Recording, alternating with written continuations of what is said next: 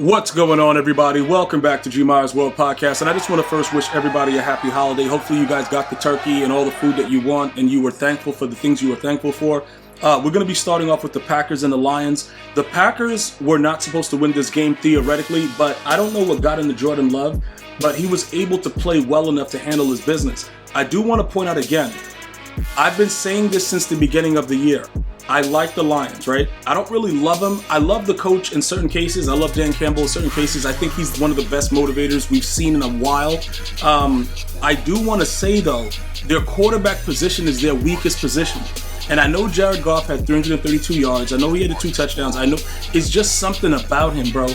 Like, that dude is going to cost the Lions everything that they're working for right now. And I've seen it since the beginning. Even with some of the games that he played well, it's just something about the guy, dude. Like, I don't know. I can't explain it. And, he's going to do things that he's not supposed to be doing. Obviously, at times where he's not supposed to be doing those particular things. And I think at this point, many people have just come to, accept that. He's going to do stuff like that. And we're just like, all right, you know what? It's Jared Goff. But not with the type of team that the Lions are trying to put together. And it was a very disappointing thing to see, similar things like this continue to go on with this guy. And we're just not going to be able to do anything with him, as far as everybody watching football, because when it comes to the playoffs, certain mistakes and certain decisions that you make, obviously we know you're going home. It's one and done. That's why many people love the NFL. It's not like the NHL, the NBA, you get a couple games to come back, one and done. Do you really trust Jared Goff for one game right now with the way he's playing with the Lions? Like, do you trust him? Now, we go back to the Packers, right? Out of nowhere, they have a possible playoff contention. Now, what I do is when I'm watching these games, I listen to what the commentators are saying. I go on social media, I start to see what people are saying as far as all these predictions, right? Because I don't really be doing all the crazy, what if this guy does that? This guy farts in the locker room, he'll make it. Like, I don't do all those scenarios. I just listen to the experts and I start to figure it out myself afterwards. I just need a little bit of information on it, right? It looks like these guys can actually do something. Now, with that being the case, how far could the Packers go theoretically if they were able to win out and actually make the playoffs? How far could they go? Nobody knows, because nobody knows what the hell the Packers are doing. So I don't know, even with the excitement of it, some days we love Jordan Love, some days we don't. I don't know exactly what's going to happen regardless. And this is where it's just really weird. Like, all these Cinderella stories, they don't really typically happen in the NFL unless there's certain key things that we've been seeing. What is it from the Packers that would make them go on a Cinderella run? You see what I'm saying? Like when the Giants was doing it and they were barely out of the playoffs and they made the playoffs, they made the wild card and they beat Tom Brady. Like, they had key players. They had a great pass rush. What do the Packers have? I don't know. Packer fans, explain to me what you guys have, and if you were to make the playoffs, how you could possibly win a Super Bowl. Just write it in the comments, because I don't really see it.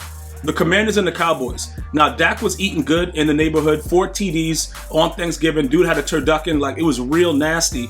And I gotta be, dude, what is Sam Howell? Do we expect him to be there? Just theoretically speaking, because I thought I saw things that I liked. I'm not liking some things now. Like, I don't know exactly what's going on, but I'm starting to realize he sucks. But let's just talk about Dak Prescott and give him his flowers right now, right? 331 yards, 4 touchdowns. Now, myself personally, right, I don't believe that this Commanders defense is good. I don't have any respect for it. I think it sucks. That's just my opinion about it before we get into what happened, okay? Now, I told you guys this at the beginning of the year. Nobody beats bad teams like the Cowboys. Since they've had Dak Prescott, go back and look at when they play bad teams, with the exception of the Cardinals. I believe the Cardinals might have taken care of them. But when they play bad teams and they have to put foots in them, they put foots in them. Okay, like, it gets really, really nasty.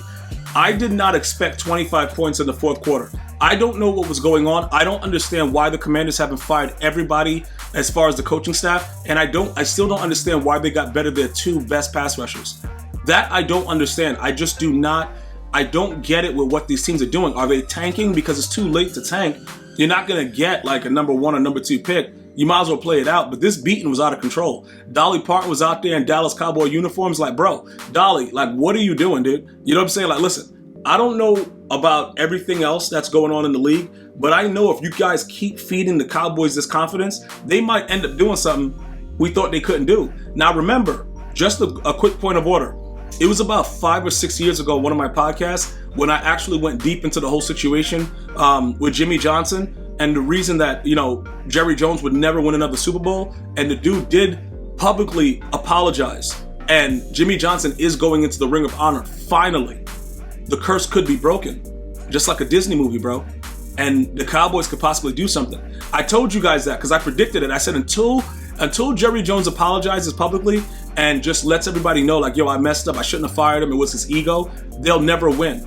And I've been right up until now. But I also said the curse would be broken if he were to be a man about it and just apologize. Put him in the Ring of Honor where he deserves to be, and then we could go ahead and talk. He did all that. The Cowboys could be very dangerous. 49ers and the Seahawks. Again, this is what I want everybody to understand, right? When Brock Purdy has his weapons, he's one of the most dangerous quarterbacks in the league. All right? You guys can say stuff like, yeah, he's only good because he has that, has that situation. Yeah, that's like being born into money. You're only rich because he was born into it. It doesn't matter. This is the bottom line, right?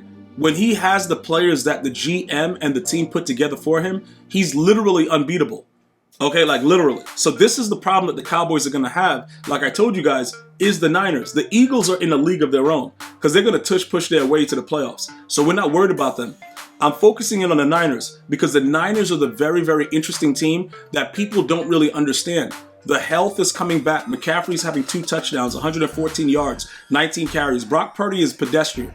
209, 1 touchdown and interception. He doesn't even have to play well because when the defense is doing what they're doing and the offense is clicking, it doesn't really matter. Run game is going or the pass game is going. He has all his weapons. When you look at the Seahawks, Geno Smith, a.k.a. the Raccoon, that dude is your quarterback. It's not going to work, guys.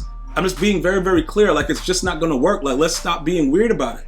That's what the problem is. Dudes are being weird about it. They don't understand. Your quarterback is a raccoon, dude, like a real live raccoon running around. Like, he sucks, dude. Look, again, am I happy that people get their money that they deserve because the league is so violent, it's so fast, so easy, so easy for you to get hurt? Yes, I'm very happy for that. But I'm not happy for the way that these players play when they get their cash. I'm just like, dude, listen, the dude has been garbage for a hot minute. You know what I'm saying? Like, he hasn't been good since he left West Virginia. But we're not going to get into that. Like, we don't need to go down that rabbit hole, dude. I told you guys the Seahawks are not going to go anywhere, no matter how good they started off, because of who their quarterback is. And I get all this like, oh my God, G, yo, he's playing good. Yo, don't do that. Bro, I've already seen, dude, look, everything that I'm telling you guys, I've been blessed with sight, and I don't take that for granted. When I see trash, like, like how it's like trash day and you're putting it out and it's like, yo, I got to get this trash, and you watch them put the trash in the actual, in the garbage truck, that's Geno Smith. Like, it doesn't really matter. Like, sometimes the trash looks good. Like, your neighbor might put out like a big, couch that you like, or a table, like solid wood, and the trash looks good, right? But when it goes into the same place, into the damn trash compactor, it's all garbage. And that's what Geno Smith is. But he got his money, so it don't matter. You see what I'm saying, bro? Like, look, ultimately, bro, he's gonna live good. Like, but we will forever remember how trash he was.